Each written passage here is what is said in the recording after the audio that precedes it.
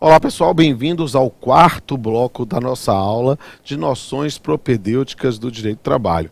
Aqui nós vamos trabalhar, nesse momento, nós estamos falando sobre princípios constitucionais aplicáveis no âmbito das relações de trabalho. Eu já falei do princípio da unidade da Constituição, falei do princípio da concordância prática ou harmonização, o princípio da força normativa da Constituição, o princípio da máxima efetividade ou eficiência ou interpretação efetiva.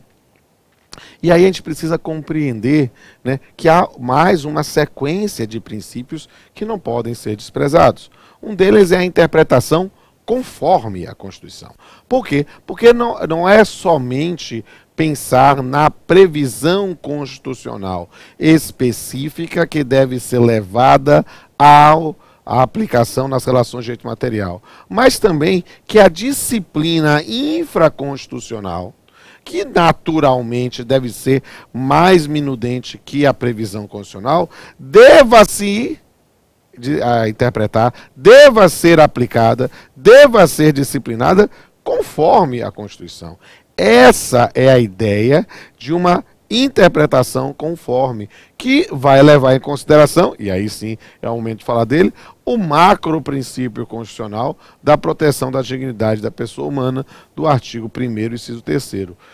Perceba, é o mais importante princípio e por isso deve ser tratado com cuidado de ourives, como uma joia preciosa. A gente precisa realmente ter cuidado para não vulgarizar o princípio da dignidade da pessoa humana, da proteção à dignidade da pessoa humana.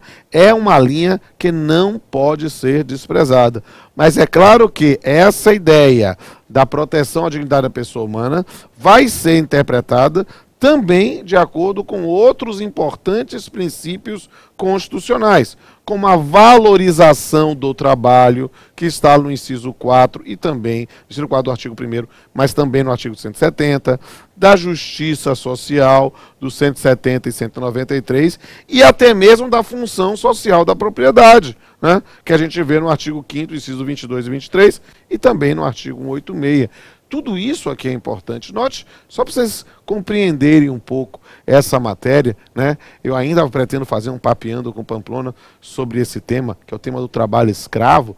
Note que quando tivemos a previsão constitucional da possibilidade do confisco, né, em relação a determinadas terras, né, que já tínhamos a Constituição sobre substâncias psicotrópicas, mas a ideia de situações em que tenham caracterizado o trabalho escravo, né? Tudo isso está relacionado a uma função social da propriedade também. Perceba que determinados aspectos vão ser respaldados no sistema constitucional como um todo, que deve ser interpretado segundo uma linha de unidade. E isso que é importante. E me perdoe quase desabafar aqui com vocês. Por quê? Porque às vezes eu me assusto quando as pessoas trazem princípios e não contextualizam, não percebem isso. Quando nós tivemos a modificação constitucional, sem sombra de dúvida, está respaldada também no princípio da função social da propriedade e vários outros princípios constitucionais, né? Eu gostaria de deixar isso assim como realmente uma lição fundamental para entender toda essa aplicação de princípios constitucionais às relações de trabalho. Por quê? Porque agora é hora de trabalharmos sobre princípios clássicos do direito do trabalho, né? A gente vai pensar aqui em princípios clássicos de trabalho em espécie. Só que eu quero já fazer uma provocação aos senhores, né, porque isso pode ser um bom tema, ou extrair daqui vários bons temas para a sua monografia final de curso, para o seu TCC. Por quê? Porque eu uso, e acho bastante razoável utilizarmos, né, como referencial teórico para o estudo dos princípios, a obra clássica Princípios de Direito do Trabalho, do Américo Pla Rodrigues. Me socorro também da Principiologia do Direito do Trabalho, de Luiz de Pinho Pedreira da Silva, né? Mas eu tenho que provocar isso no mundo de hoje. Num Brasil de hoje, pós-reforma trabalhista. E aí, amigos, eu tenho feito palestras pelo país, eu tenho sido convidado a palestrar sobre flexibilização, relativização ou reinterpretação dos princípios do direito do trabalho depois da reforma trabalhista. Eu vou provocá-los aqui. E eu digo com liberdade, meus amigos. Nós temos que pensar realmente, e eu estou dizendo isso como uma dica de um tema. Se você está sem tema, claro, começou o curso agora há pouco, mas você está sem tema, mas quer maturar isso, você pode fazer uma análise de todos os princípios, né, uma sistematização principiológica e analisando cada um deles, os seus contrapontos, ou pode pegar esses princípios em espécie, pegar cada um desses princípios, ou seja, um desses princípios, e trabalhá-lo.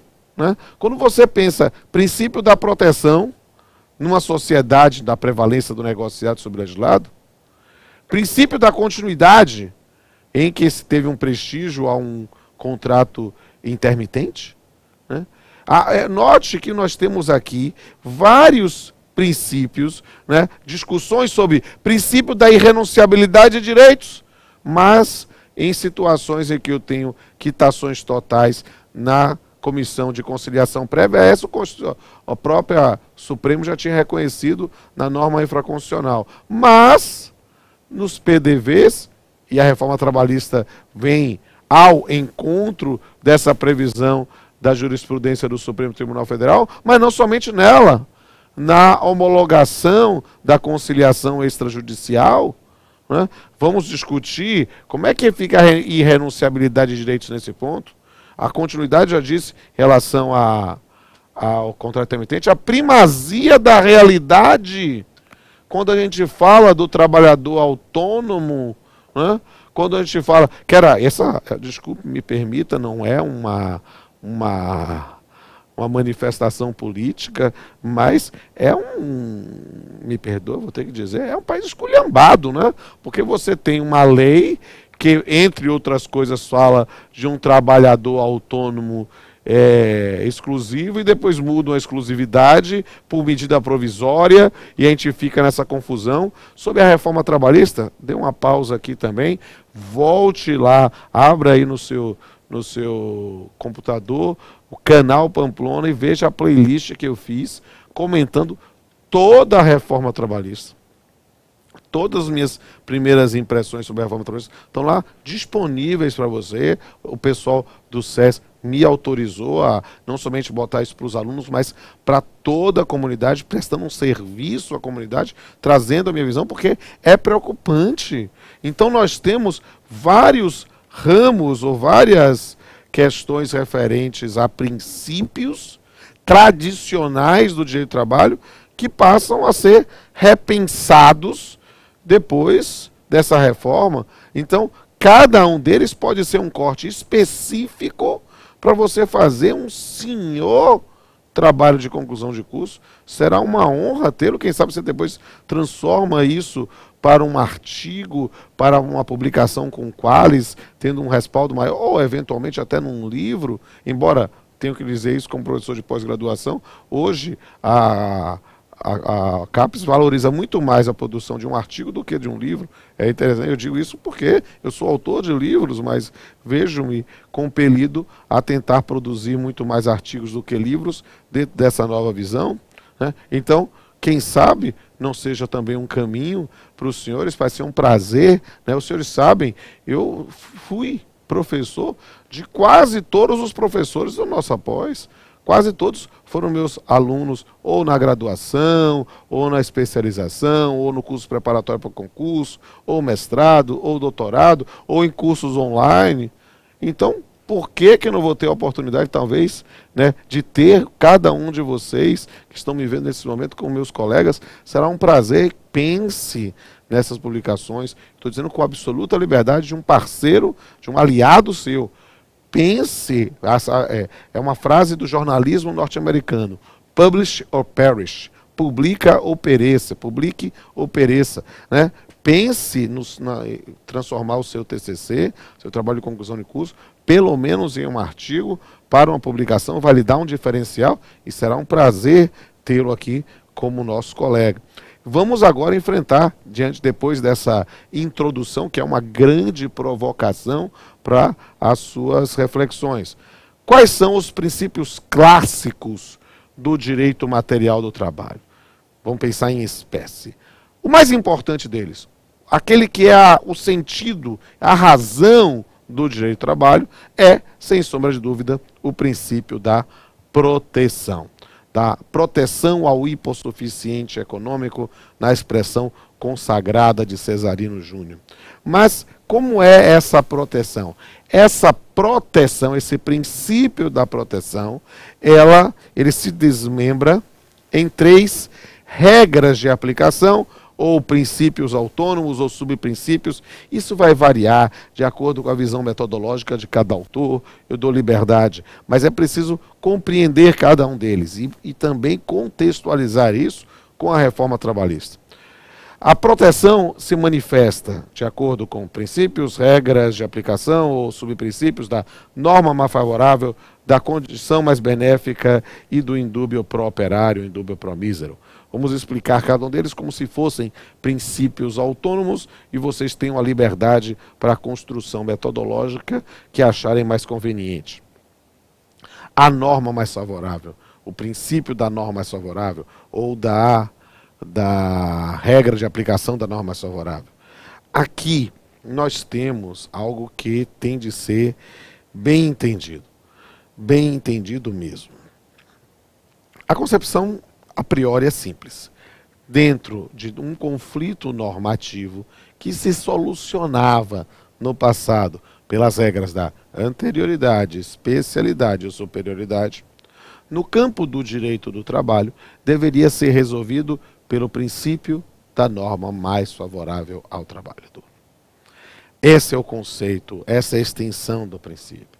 Note que o princípio da norma mais favorável está na Constituição.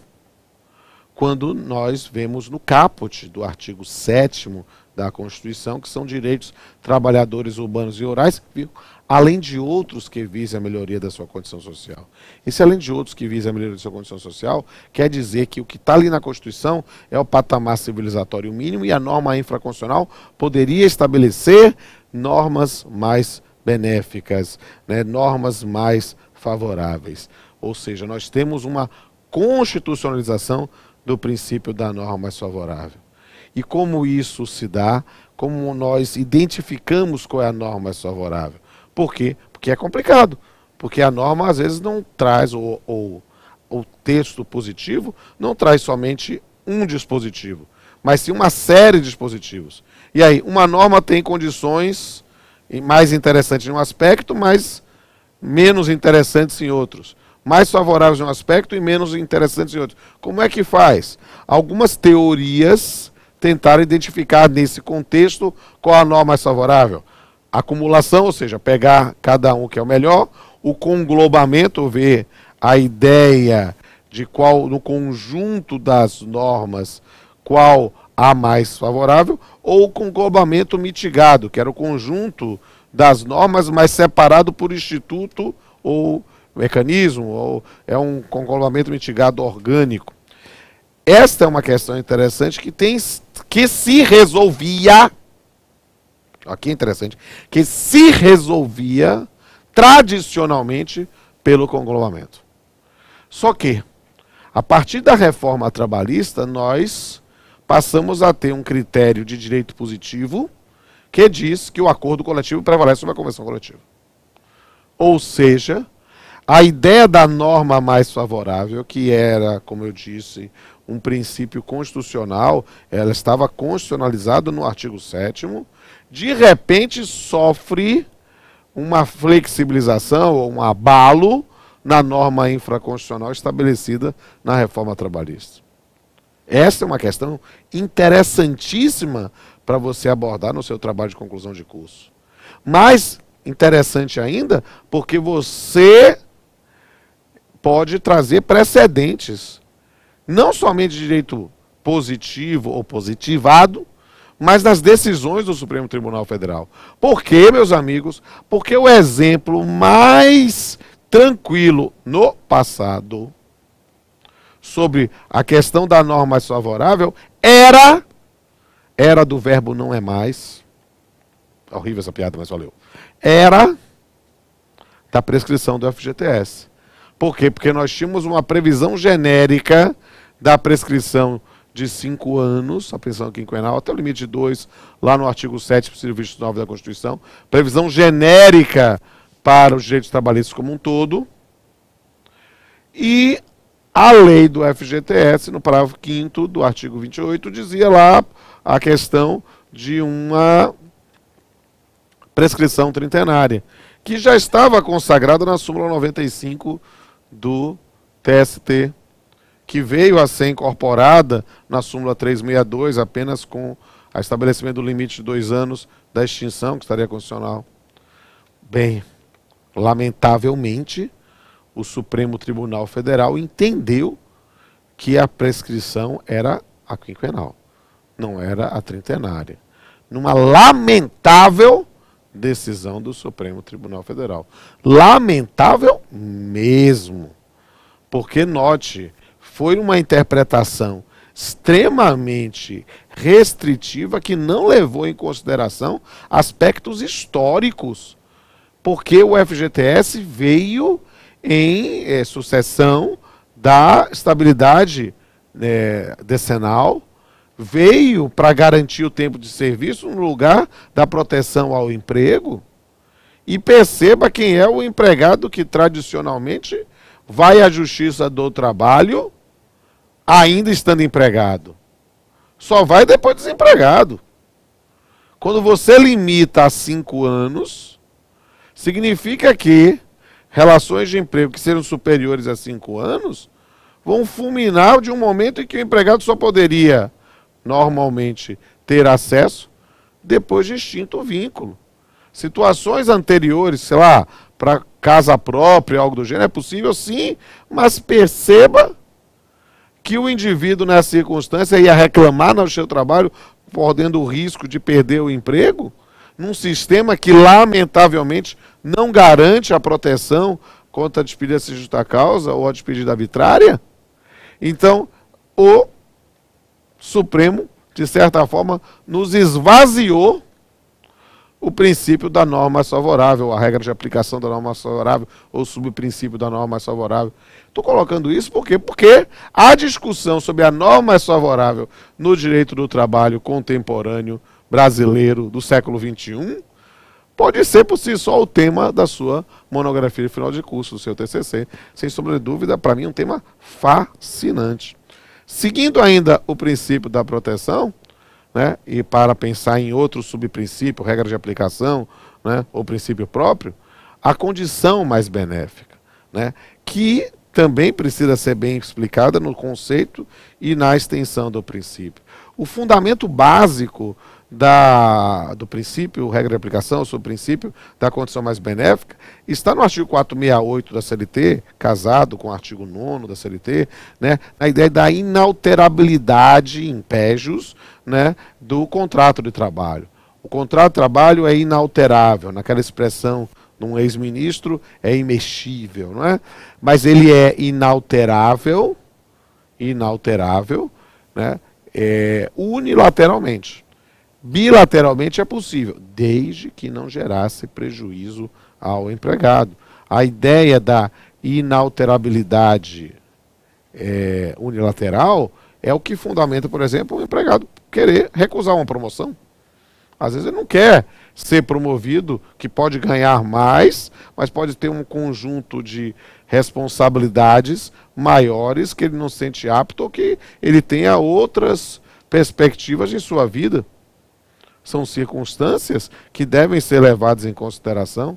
Então, nós temos algumas previsões específicas na jurisprudência que revelam a aplicação do princípio da condição mais benéfica. Os melhores exemplos para mim são a súmula 51, no inciso 1º dela, a súmula 288, o inciso 1º dela também, e a orientação jurisprudencial 325 da SDI do TST. Vou colocar na tela aqui, bora lá? Súmula 51. Norma regulamentar. Vantagens e opções pelo novo regulamento. Artigo 468 da CLT. 1. As cláusulas regulamentares que revoguem ou alterem vantagens deferidas anteriormente só atingirão os trabalhadores admitidos após a revogação ou alteração do regulamento. Vamos para 288. Súmula 288, complementação dos proventos da aposentadoria. 1. A complementação dos proventos de aposentadoria, instituída, regulamentada e paga diretamente pelo empregador, sem vínculo com as entidades de previdência privada fechada, é regida pelas normas em vigor na data de admissão do empregado, ressalvadas alterações que forem mais benéficas. Artigo 468, novamente citado. E a OJ 325, aumento salarial concedido pela empresa, compensação no ano seguinte em antecipação, sem a participação do sindicato profissional. Impossibilidade. O aumento real concedido pela empresa a todos os seus empregados somente pode ser reduzido mediante a participação efetiva do sindicato profissional no ajuste, nos termos do artigo 7º, inciso 6º da Constituição Federal. Comigo.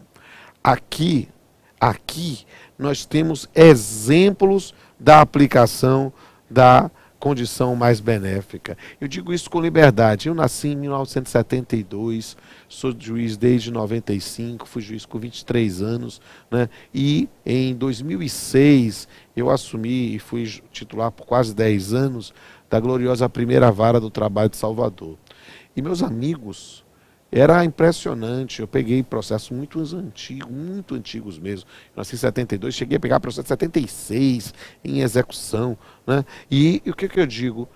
Eu mesmo, na minha condição de magistrado, com muita frequência, eu mandei aplicar uma norma já revogada da Petrobras dos anos 60, nem era assíduo, né? Mas por quê? Porque aquela norma tinha se incorporado aos contratos dos trabalhadores por força da súmula 468, do artigo 468 e da súmula 51. São situações que precisam ser sempre lembradas para dizer que princípios não são norma para inglês ver, não são norma que deve ser desprezada. É preciso ter realmente em mente que eles têm uma aplicabilidade, eles têm efetivamente uma efetividade. Como terceiro princípio, regra de aplicação ou subprincípio do princípio da proteção, é preciso falar do indúbio pro operário ou indúbio pro mísero. É uma regra importantíssima, né, na ideia de interpretação. É o reconhecimento da condição de hipossuficiência, na condição de vulnerabilidade do trabalhador, para que quando eu tenha normas com interpretações múltiplas, eu tenha que seguir aquela que seja mais favorável ao empregado. Muitas vezes decorrente de uma situação, de um contrato de adesão. Eu gostaria que você tivesse em mente que essa não é uma norma, digamos assim, alienígena, estranha, que não existe em outros ramos. Existe. E diria mais, dentro desta socialidade ou sociabilidade que veio ao Código Civil de 2002, o próprio artigo 423 do Código Civil, né, quando trata de uma disciplina do contrato de adesão, tem uma norma equivalente, ela fala lá, 423, quando houver no contrato de adesão cláusulas ambíguas ou contraditórias, ou seja, que permitam várias interpretações, dever-se-á adotar a interpretação mais favorável ao aderente. Meu amigo, mutatis mutandis, mudando o que tem que ser mudado, é a mesma coisa. Quando não tivermos cláusulas ambíguas ou contraditórias num contrato de trabalho, digo mais, num preceito normativo, né? Digo mais, até num texto de lei, temos que pensar na interpretação mais favorável ao empregado. Eu posso dar alguns exemplos, mas eu vou dar um exemplo aqui de provocação. Um exemplo que a reforma trabalhista mudou. Por quê? Porque nós tínhamos, por exemplo, a discussão sobre a natureza jurídica da parcela decorrente da supressão do intervalo intrajornada. Vem cá, o cara tinha o intervalo, não teve o intervalo completo, e aí tem que pagar. É salário ou é indenização? É natureza salarial ou indenização? A súmula 437, o inciso 3º, pacificou a ideia de que era salário, tinha natureza salarial. Essa previsão foi... A lei não era clara, não. A lei não era clara. Havia com frequência quem interpretasse que era indenização. E o TST entendeu que era salarial. Claro que essa matéria, e aí vocês vão ver na aula própria sobre remuneração, ou sobre a aula própria sobre duração do trabalho, né? Teve modificação na reforma trabalhista para pensar em natureza indenizatória. Mas aí foi uma mudança da lei, não da interpretação do indúbio pro operário ou indúbio pro mísero. No próximo bloco, nós continuamos falando de princípios de direito do trabalho.